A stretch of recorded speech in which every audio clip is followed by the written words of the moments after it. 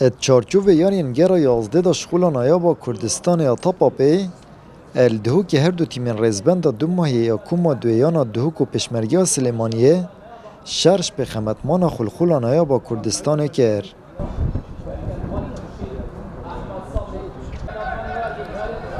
ات نیوایی که دا هر دو یانا پشیاری یارید کر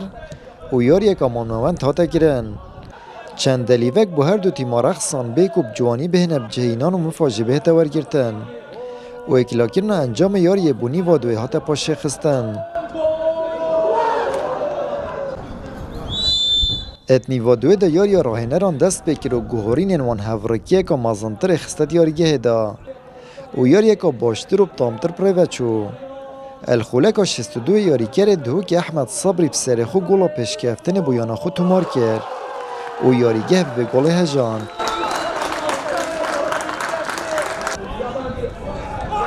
پشتی به گل شرب دماینه هات و گواشتن و مترسیل سر گل زده بون. الش اگر لزه و کم ترکیزی همو دلیون گل کرنش دست چون و یاری بسر کفتن یانا دهو گولا که برانبر چنب دمایی کاد. الحمدلله سپاس بو خوده كوشان افروسي نقطه جرينك دست خوبه ببینین راستی هم قالك محتاجي في لعبه بين تظاني ملعبه ما بو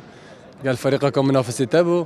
يعني اگه خودنا کربه او فایده بانه دست نقطهش مدیر بن و تو خزانه 4 لعب ادمان راستی اف نقطه بجمته ب 6 نقطه بي و بعد که چه بجمته شميجه عمل فایده نبینه ملعبه خدا الحمدلله سپاس لعبات كم كادر تدريبي واداره براستي وعدك دابو كوبيشن اف لعبه 3 نقطه دست خوبه ببینین